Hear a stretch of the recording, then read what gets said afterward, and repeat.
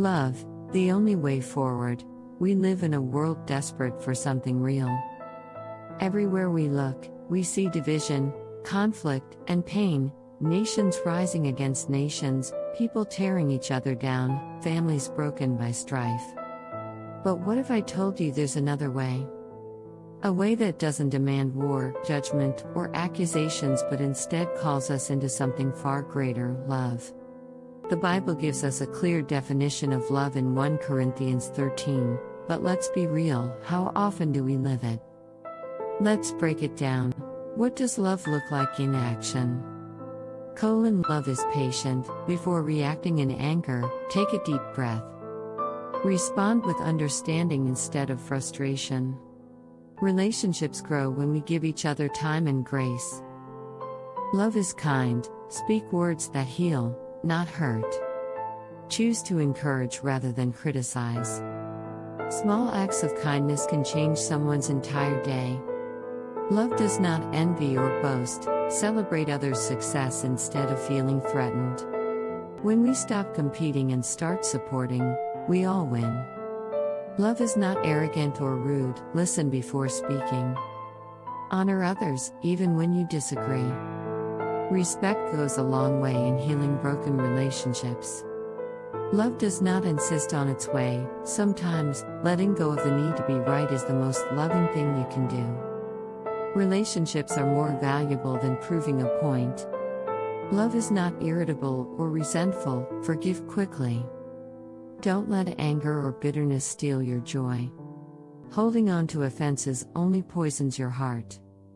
Love does not rejoice in wrongdoing but rejoices with the truth. Love corrects with kindness, not condemnation.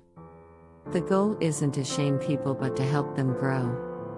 Love bears all things, believes all things, hopes all things, endures all things.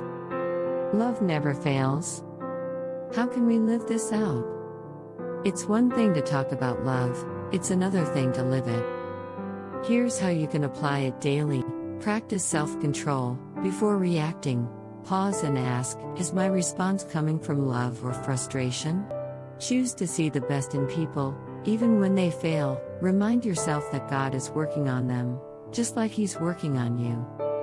Speak life, not death. Your words shape your world. Choose to bless, not curse. Let go of past hurts.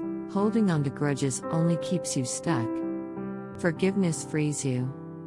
Serve others without expecting in return. True love is selfless. Find ways to give, help, and uplift. Pray for those who hurt you. Instead of seeking revenge, pray for their healing. This transforms both you and them. The benefits of walking in love: peace instead of stress. When you stop holding grudges and live in love, your heart is lighter. Stronger relationships. Love builds trust, restores broken friendships, and strengthens families. God's favor and blessings. When you walk in love, you align with God's heart, and He pours out blessings. Emotional and physical health. Love lowers stress, reduces anxiety, and even improves your well-being. Spiritual growth. Love connects you to God's presence like nothing else. The cost of not walking in love. Let's avoid this. Unforgiveness leads to bitterness. Holding on to pain keeps you stuck. Anger pushes people away. Harsh words destroy relationships. Pride creates division. The need to always be right isolates you. Jealousy breeds discontentment. Comparison makes you miserable. Final challenge: choose love daily. Jesus didn't come to accuse or destroy. He came to love, restore, and heal. And if we claim to follow Him, then that's our mission too. Not to fix people, not to control them, but to walk in love and let that love transform lives. It starts with us. Love isn't just a feeling, it's a choice, an action, a way of being. And the world is watching. So let's choose love, not war. Let's choose unity, not division. Let's be patient, kind, and forgiving, even when it's hard. Because in the end, only love remains.